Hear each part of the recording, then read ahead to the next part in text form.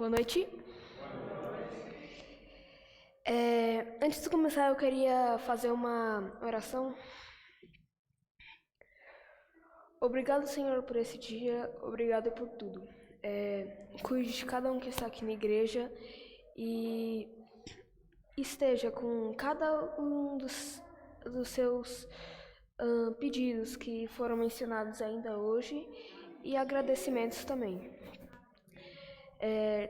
Também te peço que o que eu vou falar hoje toque no coração de cada um e leve-os a refletir. Em nome de Jesus, amém.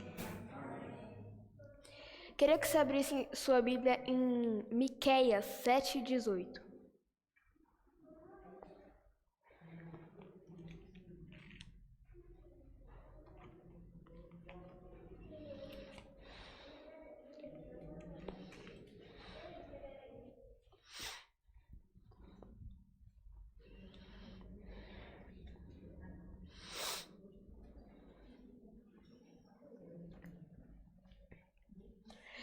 Lá diz assim: Quem é semelhante a ti, ó Deus, que perdoas a iniquidade e te esqueces da transgressão do remanescente da tua herança? O Senhor não retém a sua ira para sempre, porque tem prazer na misericórdia. Ele voltará a ter compaixão de nós, pisará os nossos pés, as nossas iniquidades, e lançará todos os nossos pecados nas profundezas do mar. Deus é tanta coisa boa, Ele é único, Ele é autoexistente, autossuficiente, Ele é onipotente, onipresente, onisciente, infinito e um montão de outras coisas boas. Mas a gente não é assim, por isso que a gente depende dele. João declara que todas as coisas foram feitas por intermédio dele, e sem ele, nada do que foi feito se fez. Vocês lembram da história de Moisés? Moisés, ele era alguém muito íntimo com Deus. Moisés andava com Deus todo o tempo. E Deus também gostava muito de Moisés. Mas Moisés queria ver o rosto de Deus. Quem nunca quis ver o rosto de Deus, né? Aí Moisés, ele pediu para Deus para ver ele. Mas ninguém pode ver Deus, porque se alguém vê Deus, certamente morrerá. E aí Deus teve uma ideia. Ele apareceu para Moisés, mas não apareceu de frente, ele apareceu de costas. Mas do mesmo jeito, com Deus aparecendo de costas para Moisés, Moisés ficou tão maravilhado com o que viu, que lá em Êxodo 46, Êxodo 34, 6.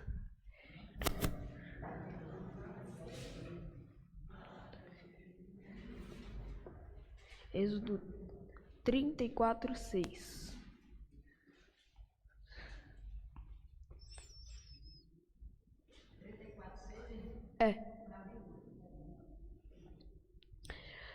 Moisés clamou assim: Senhor, Senhor, Deus compassivo, clemente e longanimo, e grande em misericórdia e fidelidade, que guarda a misericórdia em 1000 gerações, que perdoa a iniquidade, a transgressão e o pecado, ainda que não inocente o culpado, e visita a iniquidade dos pais nos filhos e nos filhos dos filhos, até a 3ª e 4ª geração. O texto de hoje declara um pouquinho sobre que Deus, ele não é igual a ninguém, ele é único. E tem 3 razões que eu gostaria de analisar com vocês. A primeira razão é que ele perdoa a iniquidade. Deus perdoa o povo porque a sua graça é muito maior que o pecado. Não existe pecado tão grande que não possa ser perdoado por Deus. Lá em Isaías 1:18. Abre sua Bíblia em Isaías 1:18.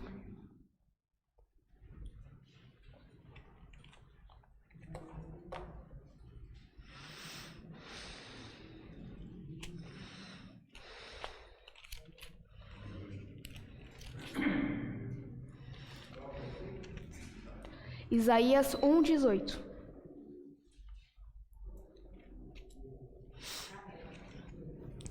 Lá diz assim: Vinde, pois, e arrazoemos, diz o Senhor. Ainda que os vossos pecados sejam como a escarlata, eles se tornarão brancos como a neve, ainda que sejam vermelhos como o carmesim, se tornarão como lã. Às vezes a gente tem muita dificuldade em perdoar, porque quando alguém nos ofende, quando alguém nos faz sofrer, a gente tem muita dificuldade em perdoar, né? Não. Mas a gente tem alguém que sempre nos perdoa e sempre nos perdoará, que é Deus. Lá no verso diz que Ele pisará aos pés as nossas iniquidades e lançará todos os nossos pecados nas profundezas do mar. Você sabe quão profundo é o mar? O mar é muito fundo. O mais fundo que o mar já conseguiu chegar foi no lugar Fossa das Marinhas, que ele conseguiu chegar a 11.034 metros de profundidade.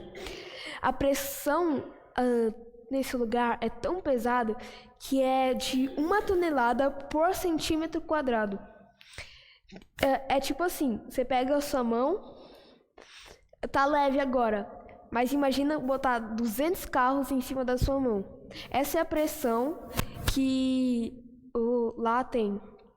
E Deus disse que quando Ele lançará os nossos pecados nas profundezas do mar, Ele está querendo dizer que Ele vai botar num lugar tão escuro, tão escondido, que ninguém vai conseguir encontrar. Ele vai botar num lugar tão fundo que ninguém vai conseguir alcançar e tão pesado que ninguém vai conseguir levantar. Mas aí você pode me perguntar, o que eu devo fazer para receber o perdão de Deus? Você precisa fazer 3 coisas. A primeira coisa é se arrepender. Em Atos 3:19 declara que o arrependimento é necessário para o perdão. Arrependimento é quando você fica tão triste por alguma coisa que você fez, que mesmo a pessoa não sabendo que você fez aquilo, você vai lá e confessa. Confessa para a pessoa o que você fez de errado e ainda pede o perdão dessa pessoa. O segundo passo para você receber o perdão é a confissão. Em 1 João 1:9 diz que se confessarmos os nossos pecados, Deus é fiel e justo para nos perdoar. Confessar é contar para Deus o que você fez de errado. Você pode me perguntar, mas Deus já não sabe tudo? Deus já não é onisciente? Por que eu preciso falar?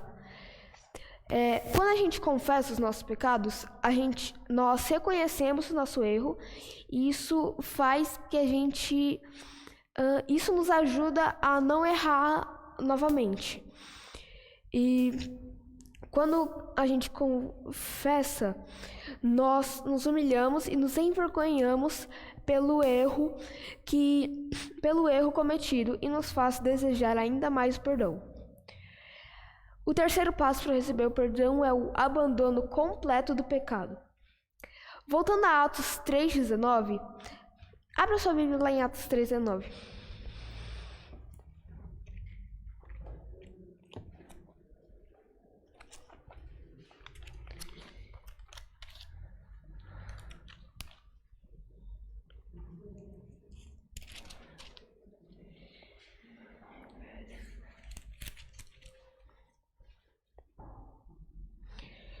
Em Atos 3:19 diz assim: Mas é hora de mudar de vida. Voltem para Deus, para que ele limpe os seus pecados e derrame bênçãos para renová-los, e envie o Messias a saber,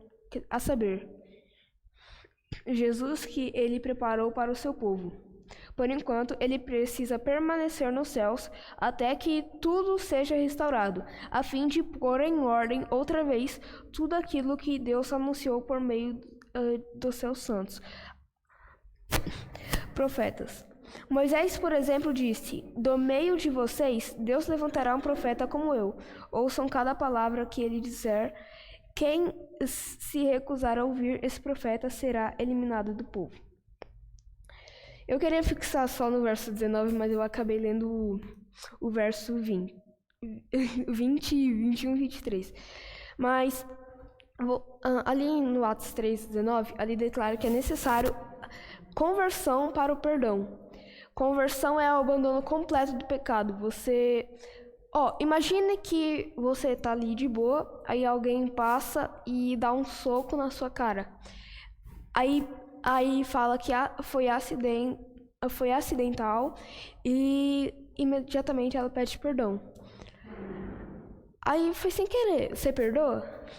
Aí você vai lá. Claro, eu perdoo. Mas assim, logo em seguida, essa pessoa te dá um soco novamente na cara. E aí você mesmo perdoa. Aí depois de uma terceira vez, você já não vai ficar desconfiando que é proposital. Se não há abandono completo do pecado, Deus não pode nos perdoar. A razão 2, que Deus não é igual a ninguém, é que ele esquece da transgressão. Deus não apenas perdoa a iniquidade, mas também se esquece da transgressão. Mas voltando à pergunta, como Deus se esquece se ele é onisciente? Deus tem algumas características que é só dele. Deus é onipotente, ele pode todas as coisas, ele fez um mar se abrir, ele fez uma virgem ter um filho, ele fez mortos ressuscitarem, ele fez muitas coisas que são impossíveis, mas para Deus nada é impossível. Ele é onipresente, ele está em todo lugar, ele está aqui, ele está ali na esquina, ele está ali no Japão, ele está ali na África. E a terceira é que Deus é onisciente. Ele sabe de todas as coisas. Ele sabe o que eu vou falar daqui 10 segundos, ele sabe o que você está pensando, ele sabe o que eu estou pensando, ele sabe de tudo.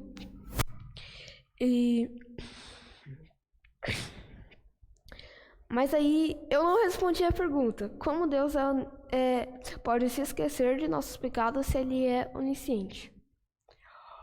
Imagina que você saiu da loja ali com um celular novinho, um iPhone 14 Pro Max, e aí alguém passa e derruba seu celular no chão. Aí seu celular quebra, a capinha vai para um lado, a bateria vai para o outro, e seu celular quebrou, não tem mais como mexer. E você gastou todo o dinheiro com esse celular, e o preço do conserto é praticamente o preço de um celular novo. E aí você não pode trabalhar sem ele, porque aquele celular você tá precisando muito. Mas aí você sabe que pela idade da criança, a criança não tem condição de pagar um celular novo para você. E aí o pai dessa criança chega, preocupado com a situação, vê que a responsabilidade da criança, é a responsabilidade daquela criança pagar um celular, mas aquela criança não tem dinheiro para pagar um celular novo. Ele paga um celular novo para você, um igualzinho. Ele paga o prejuízo que você fez. Mas a gente tem alguém que pagou o nosso prejuízo, o prejuízo do pecado. Foi Deus. Quando ele morreu na cruz, praticamente que todos os nossos pecados que a gente pediu de perdão, foi tudo para ele, e quando ele morreu na cruz, ele pagou todos os nossos pecados. Ele eliminou da face da terra. Ele jogou nas profundezas do mar. Aí e Deus não Deus ele não lembra mais do pecado.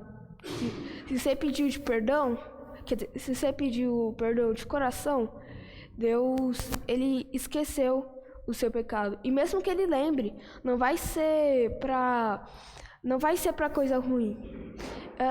Ele vai lembrar para se alegrar que o pecado foi perdoado.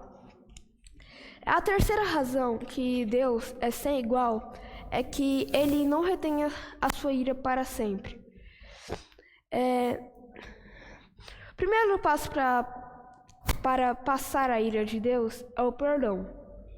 E para recebermos perdão, que eu falei, precisa haver arrependimento, confissão e abandono completo do pecado. Deus não retém a sua ira para sempre, porque Deus não se lembra de nossos pecados. Quando fomos perdoados, Jesus pagou toda a dívida de nossos pecados. Aí agora a gente não deve mais nada para Ele, porque ao lado dos nossos pecados está escrito dívida paga. Lá no nosso livro da vida, cada pecado que a gente confessou de verdade e abandonou e se arrependeu, está escrito do lado dívida paga.